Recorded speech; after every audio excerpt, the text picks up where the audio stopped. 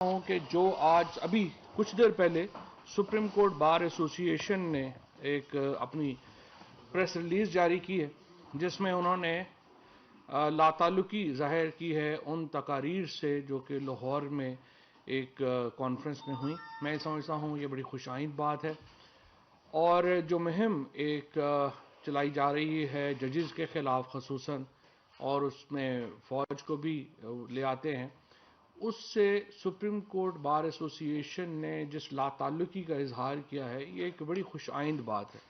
میں نے پہلے بھی سپریم کورٹ بار کو یہ مشورہ دیا تھا کہ وہ اس سارے معاملے میں غیر جانبدار رہیں اور ایک آئین کے مطابق اپنا کردار ادا کریں، اور سپریم کورٹ بار نے آج جو اپنی پریس ریلیز جاری کی ہے یہ میں سمجھتا ہوں کہ پاکستان کے آئین اور قانون کے عین مطابق ہے.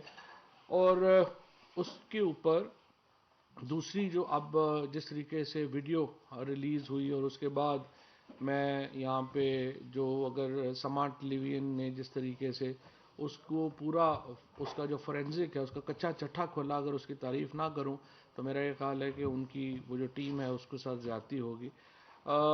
جس طریقے سے یہ ساری ویڈیو ایک جعلی ثابت ہوئی، اور یہ پہلا موقع نہیں ہے کہ نون لیگ کی طرف سے اس طرح کی جو ویڈیوز جاری کی جائیں، اور اس کا واحد مقصد یہ ہے کہ جوڈیشری کو آپ دباؤ میں لے کے آئیں. یہ ایک ان کا پہلے خیال یہ تھا جب انہوں نے میں مجھے کیوں نکالا کی مہم شروع کی تھی کہ اس سے شاید جو فوج میں جرنل ہیں وہ دباؤ میں آ جائیں گے، اور اب جب کیسز چلنے شروع ہوتے ہیں تو یہ اس طرح کے مہم چلائی جاتی ہے کہ شاید ججز دباؤ میں آ جائیں. مجھے امید ہے کہ جوڈیشری اس دباؤ کو مسترد کرے گی، جس طرح سے آج سپریم کورٹ بار ایسوسی ایشن نے اس سارے معاملے کے اوپر اپنا ایک لائے عمل دیا ہے. اور اب یہ معاملے کو اس کو یہاں پہ نہیں رکنا چاہیے. میں تو یہ سمجھتا ہوں کہ اس کے اوپر جو لوگ ملوث ہیں اور ہمارے سامنے ہیں، یہ سارے کردار جو یہ کھیل کھیل رہے ہیں اس میں وہ ہمارے سامنے ہیں. مریم نواز شریف کا جو ہمیشہ سے ایک منفی اس طرح کا رویہ رہا، جہاں لوگوں کی ٹیپیں بنوانا، ان کی فیک لیکس کریٹ کروانا، پھر ایک انہوں نے ٹیمیں اپنی بنائی ہوئی ہیں جو کہ فیک لیکس تیار کرتی ہیں، اور اس کو یہ ٹیکنالوجی کی مدد سے اس طرح کی فیک ویڈیوز کریٹ کر کے ان کا خیال ہے کہ ججز ہوں اور جو باقی کابرین ہیں وہ ان کے دباؤ میں آ سکتے ہیں. اپنی پارٹی کو بھی شاید قابو کرنے کے لیے انہوں نے اس طرح کی ویڈیوز جو ہیں ان کو وہ بنوا رہی ہیں. میرا تو یہ خیال ہے کہ یہ پاکستان کی تاریخ میں کبھی کسی اور سیاسی جماعت نے، کبھی کسی اور میرا نہیں خیال کبھی کسی نے اس طرح کی حرکتیں کی ہوں جس طریقے سے یہ پی ایم ایل این کا مریم نواز گروپ جس طرح کی حرکتیں کر رہا ہے. اور بہرحال ہم اس کی شدید مذمت کرتے ہیں اور ہمیں امید ہے کہ یہ معاملہ بھی اپنے منطقی انجام کو پہنچے گا. حکومت کی حیثیت سے ہم جو بھی ڈائریکشنز آئیں گی عدالتوں کی، ہم اس کے اوپر عمل کریں گے. اور اسی طریقے سے یہ جو ایک پورا ہفتہ ہم نے دیکھا ایک سیریز آف سیمینارز کی گئی، پہلے لاہور میں کی گئی، پھر ایک اسلام آباد میں بھی ایک سیمینار کیا گیا، اور وہ بھی پتہ چلا کہ دونوں جو تھے وہ فورن فنڈنگ سے کیے گئے. ان کے پیچھے بھی فورن فنڈنگ تھی، اس کے پیچھے بھی فورن فنڈنگ تھی. اور آج کابینہ میں ڈاکٹر شیریں مزاری نے یہ مطالبہ بھی کیا ہے فورن آفس کے ساتھ کہ جو اس کے جو ڈونرز ہیں ان کو سیکشن 41 ویانا کنونشن کے تحت جو ہے ان کے اوپر بات چیت کی جائے. بہرحال اس کی جو پالیسی ہے وہ فورن آفس اپنی بنائے گا، لیکن آج کی کابینہ میں یہ جو فورن فنڈنگ والا تذکرہ ہے یہ بھی اہم گفتگو میں حصہ رہا. کابینہ نے جو الیکٹرانک ووٹنگ مشین ہے اس کے اوپر ایک کمیٹی قائم کی ہے جس کا مقصد یہ ہے کہ جو اس کی نٹی گریٹی ہے، یعنی اب لا تو پاس ہو گیا ہے لیکن اس کو آگے کیسے بڑھانا ہے، اس کے لیے کتنی مشینیں چاہیے، کتنے اخراجات ہوں گے، اور ہمیں ٹیکنیکل کیا اسسٹنس چاہیے ہوگی، اس سارے معاملات کو طے کریں گے. الیکشن کمیشن کے ساتھ ایک رابطہ کار بنانے کا جو معاملہ ہے اس کے لیے یہ کمیٹی دی ہے. ڈاکٹر بابر روان اس میں ہوں گے، اعظم سواتی صاحب ہوں گے، شبلی فراز ہوں گے، امین الحق صاحب ہوں گے، اور اٹارنی جنرل آف پاکستان ہوں گے. اور یہ جو لوگ ہیں یہ ایک رابطہ کار بنائیں گے الیکشن کمیشن کے ساتھ بھی، اور جو بھی الیکشن کمیشن کو ہماری اس سلسلے میں مدد چاہیے ہوگی وہ انشاءاللہ ہم مہیا کریں گے.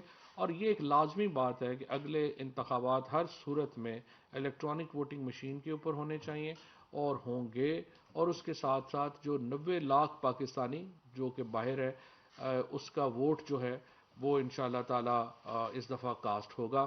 بلکہ میں تو سمجھتا ہوں کہ نون لیگ کو تو ہمارا شکریہ ادا کرنا چاہیے کہ پہلی بار جو نواز شریف صاحب کے بیٹے ہیں وہ بھی پاکستان کے الیکشنوں میں ووٹ ڈالنے کے اہل ہوں گے. اس پہ تو ان کو ہمیں شکریہ ادا کرنا چاہیے، لیکن وہ پتہ نہیں کیوں ناراض ہیں، حالانکہ ہم تو ان کی فیملی کو ریپرزنٹیشن دے رہے ہیں کہ وہ آئیں اور اپنے ووٹ ڈالیں، کیونکہ ویسے تو انہوں نے آنا نہیں ہے جو حالات جا رہے ہیں. اچھا، ایک امپورٹنٹ بات یہ ہے کہ میں یہ سمجھتا ہوں میڈیا سے جو ہمارا گلے تو رہتے ہیں، کوئی بھی حکومت میڈیا سے اتنی خوش تو نہیں ہوتی، ہم بھی اتنے خوش نہیں ہیں، اور وہ یہ ہے کہ کیونکہ تنقید سہنا مشکل ہوتا ہے، ایسے کہنا کہہ دے بندہ کہ اچھا لگتا ہے، لیکن اچھا دل سے تو نہیں لگ رہا ہوتا. لیکن پھر بھی ہم تو بڑی زیادہ کوشش کرتے ہیں کہ تنقید سے کچھ سیکھیں. جتنی ہماری حکومت سینسٹیو ہے میڈیا کو لے کے، کبھی اتنی حکومت کبھی نہیں ہوئی. ہم تو جو اخبار میں ٹی وی میں خبریں آتی ہیں اس کو ہم فوراً کریکٹ کرنے کی کوشش کرتے ہیں. دس از دی کائنڈ آف یہ ہمارا چونکہ پی ٹی آئی کی ایمرجنس میں میڈیا کا جو بڑا رول رہا ہے، رائے عامہ کا بڑا رول رہا ہے، تو اس لیے ہم سینسٹیو ہیں میڈیا کو لے کے. ہمارا گلہ یہ ہے کہ جب چینی کی قیمت بڑھتی ہے تو ہیڈ لائنیں لگ جاتی ہیں، جب ٹماٹر کی قیمت بڑھتی ہے تو ہیڈ لائنیں لگ جاتی ہیں، جب کم ہوتی ہیں تو بھی تو لوگوں کو بتائیں کہ اتنی جو ہے وہ کم ہو گئی. اب آپ دیکھیں چینی کی قیمت جو ہے اس وقت 90 سے 95 روپے میں چینی جو ہے وہ بک رہی ہے. اور میں آپ کو یہ بھی بتا دوں کہ اگلے 15 سے 20 دن میں چینی کی قیمت جو ہے وہ 85 روپے پہ آ جائے گی، 80-85 روپے پہ، جو بھی حالات جا رہے ہیں. تو جب قیمتیں بڑھتی ہیں تو ہم ہیڈ لائنیں لگا دیتے ہیں، جب نہیں بڑھتی کم ہوتی ہے تو لوگوں کو لگتا ہے کہ کچھ ہوا ہی نہیں. تو یہ ہمارا گرا ہے. اس کے ساتھ ساتھ میں آپ کو یہ بھی بتا دوں کہ ٹماٹر، پیاز اور گارلک، یعنی جو گارلک ہے، گارلک کو کہتے ہیں لیسن نہیں، ادرک، گارلک از ادرک، سوری، گارلک ادرک. تو ادرک جو ہے اس کی یہ جو قیمتیں ہیں ان کی وہ بھی کم ہوئی ہیں اور بہت کم ہوئی ہیں، اور اس کے نتیجے میں بھی ایک ہمارا جو اس وقت فوڈ باسکٹ ہے وہ بیلنس ہوئی ہے. اور گو ہمیں تیل اور بجلی کی قیمتوں میں اضافے کا سامنا ہے، لیکن چونکہ ایڈیبلز کی قیمتیں کم ہو رہی ہیں تو ہم اکاموڈیٹ اس کو کر سکتے ہیں. اور اس کے ساتھ یہ جو 2 بڑے پروگرام ہم لا رہے ہیں اس سے بھی چیزیں بہتر ہوگی. اس وقت جو سب سے بڑا مسئلہ ہمارا آ رہا ہے وہ کراچی میں آ رہا ہے، خود سندھ میں آ رہا ہے، اور سندھ میں بھی بالخصوص کراچی میں آ رہا ہے. ہم یہ 18ویں ترمیم کے بعد مسئلہ یہ ہے کہ وفاقی حکومت ایک پالیسی ہی دے سکتی ہے، امپلیمنٹ اس پہ صوبوں نے کرنا ہے. اب ہم جب سندھ کو ہم نے کہا کہ آپ گندم ریلیز کریں، انہوں نے گندم ریلیز نہیں کی. جب انہیں کہیں آپ چینی ریلیز کریں، وہاں پہ چینی ریلیز نہیں ہوتی. اوور آل ملک کے اس وقت جو انفلیشن کا جو ہمارا ڈیٹا جب جاری ہوتا ہے، جس کو ہم ایس پی آئی کہتے ہیں، سینسٹیو پرائس انڈیکس کہتے ہیں، اس کا 40% جو ہے وہ ڈیٹا کی بنیاد ہے کراچی کی قیمتیں. انفارچونیٹلی کراچی میں پورے پاکستان سے زیادہ جو ہے وہ قیمتیں ہیں. اب اس کو آپ جب دیکھتے ہیں تو مثلا میں آپ کو بتاؤں کہ لاہور میں اس وقت آٹا جو ہے وہ 1100 روپے کا مل رہا ہے، 20 کے جی کا بیگ، اور کراچی میں 1461 روپے کا مل رہا ہے. اسی طریقے سے جو چینی کی قیمت ہے وہ بھی وہاں پر جو ہے وہ زیادہ ہے.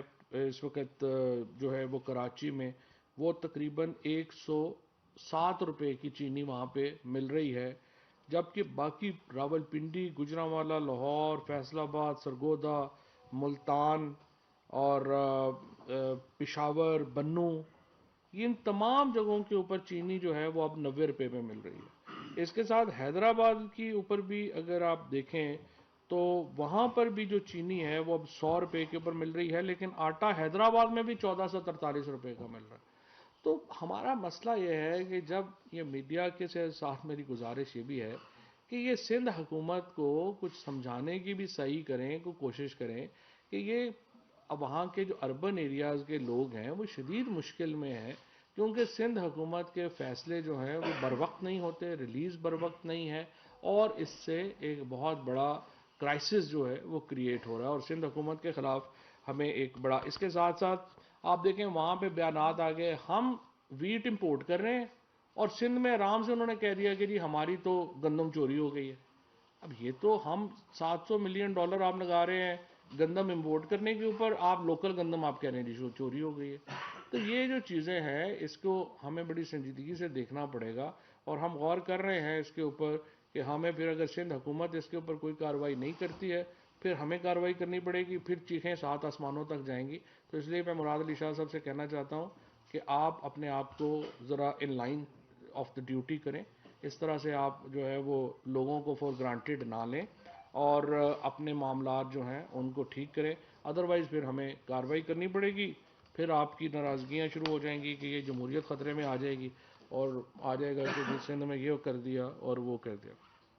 اسی طریقے سے آج جو IMF کا پیکج آیا ہے اس کے اوپر تفصیل جو ہے وہ بتائی ہے, وہ وزارت خزانہ نے کل جو ہے اس کے اوپر آپ کو ڈیٹیل پہلے ہی بات کر چکے ہیں. وفاقی وزیر تعلیم اور پروفیشنل ٹریننگ اور صنعت و پیداوار کی جو اسامیاں خالی ہیں ان کے اوپر جو ہے وہ بریفنگ جو ہے وہ دی گئی ہے. اس کے ساتھ ساتھ میں آپ کو یہ بتا دوں کہ